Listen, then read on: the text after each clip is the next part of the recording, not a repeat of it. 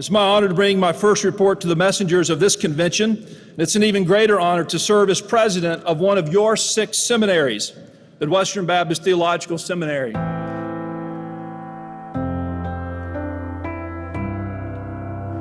And to this convention, I say, this Board of Trustees has elected a president that loves the churches of this denomination, that resolves to serve the churches in both letter and in spirit and good faith of this denomination. Over the past many months, we have been comprehensively evaluating every aspect of this institution's life and academic programs and seeking to bend our energies towards one chief end: to best serve the churches of this denomination. Our vision is simple yet full. Midwestern Baptist Theological Seminary exists for the church.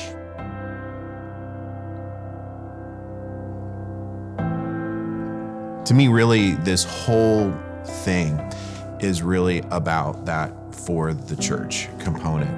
Everything that we have done has been centered around that same idea and that same concept, that it's for the church, that if we're gonna have long-lasting fruit, it's there. For us, it became very clear within the first year that the For the Church was more than a slogan. It really became a mission statement for us, and even an edit button or a filter through which we began to devise a plan prayerfully and cast vision for the future. That is, we view our calling to produce pastors for the church as being the highest and best use of our resources, our time, our money. Dr. Allen has been so remarkably focused on that driving factor and that driving force. I think his vision of a seminary existing for the church has resonated not just with students and people within our sphere of influence, but I think the broader denominational leaders have also appreciated that vision of a seminary existing for the local church. I have pastored in Kansas City for over 2 decades, and I have seen in the last 10 years with the For the Church vision, God use this phrase to congeal leadership in Kansas City and local churches, to help those local churches have a vision for what they're about, and to feel a healthy sense of esteem. As Dean of Doctoral Studies, I often interact with students to a point where I can ask them, what led you to Midwestern? Why Midwestern and not another school? And so often the answer to that question is for the church. They find in that statement a vision that they can own. It's the reason why they want to come to Midwestern. It's the reason why they want to advance their education. They want to play a role in the upbuilding of the church through advanced education. I don't know anybody who hears the vision for the church and doesn't associate it with Midwestern or with Dr. Allen's leadership. And so he's had a laser focus on that mission and that vision of existing for the church, and everything else that has been done here has really supported that vision. One of the most important ingredients in Dr. Allen's success is the fact that he is able to project vision, stability, and competence. Anybody who meets him understands that directly, that he's somebody who knows where he wants to go, he knows where he wants to lead people. He's a person who wants to bring people along to participate in the vision that he has. And that has been a major part of the success of Midwestern. Early on, people weren't too sure about what was happening and whether Midwestern would recover and make it. And so it was really fun. It was kind of like being in the early days of a church plant or church replant, of just we're kind of in this together. Everyone's kind of a Swiss Army knife. You're having to do kind of multiple things, the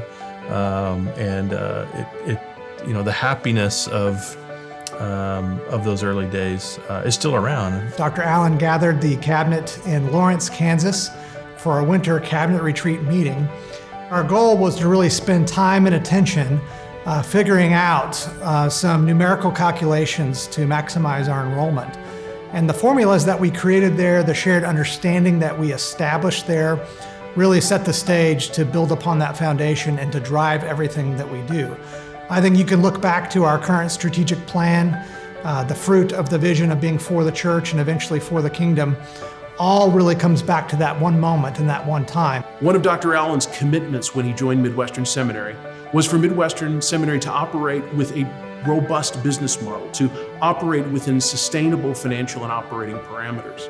And indeed, that is where we find ourselves today. All of that grit and that grind in the early days is really paying off for the church now. You see the campus and the beauty and all the buildings and different things that we've added, and it truly is a different place. There's a lot more amenities here to study, to grow in fellowship with other students and faculty, and it really is a remarkable transformation from the inside out. I can look out like literally all across the country and see graduates that have come and gone from those early days, students that I recruited from those early days or that our team recruited that are now out serving churches. The Lord has built this, and it's to Him we give thanks. But we also give great thanks to Dr. Allen for his faithful stewardship of the institution and pray that the Lord would continue to bless his ministry here at Midwestern for decades to come. At an institution, you have to create goodwill, and you shepherd by sheer love. And so Dr. Allen has nurtured in a godly way this institution to the position that it is, and God has endued him with the ability to do that. I'm not sure I know a leader that cares for people more than Jason Allen. Dr. Allen is a servant, not just giving opportunities, but looking for opportunities to help his faculty as well as their families. My family and I got out of Kansas City so that I could spend some time writing at the time. And when we came back, we landed in the airport and realized we didn't have a ride home. We had left our car at home. And just so happened to be that Dr. Allen was driving by in the airport and with his family and said, "Hey, that's the Barretts," and pulled the car over. And with all of our luggage, they already had a full car, said, "Get in." And so we threw all of our luggage in the car and our whole family piled inside. That meant a lot to me. It meant a lot to my family as well. In the early days of the Mathena Student Center, Dr. Allen would often come and visit my office and ask me how things were going. On occasion, those visits would even include a walkthrough of the facility. And on one such walk, we happened to come across a student that had recently or just dropped some coffee, that spilled some coffee. Our walk stopped immediately. And as the student is trying to pick up the coffee, Dr. Allen gets down and starts to clean up the coffee along with the student. That characteristic, that stewardship, that characteristic is uncommon. As I think about 10 years, man, there's so many things we can celebrate, all of it grace, enrollment gains, new buildings, neat things, and all of that matters, and we're so thankful for it. But as I think about Jason Allen and celebrating him, the thing I'm most proud of in the past 10 years is Jason Allen, the husband, and Jason Allen, the dad. Dr. Allen, I want to say congratulations on 10 years. You're doing what God has equipped and called you to do. There's no doubt about it. You're literally the best boss that I've ever had. I wanted to be at an institution that valued the local church the way God values the local church. And I know that vision was largely from you. And so I wanted to thank you. Thank you so much for taking a chance on a young man like me. Thank you so much for your 10 years of service. Thank you for what you've done the last 10 years. Dr. Allen, we're so thankful for you. Thank you. Thank you so much.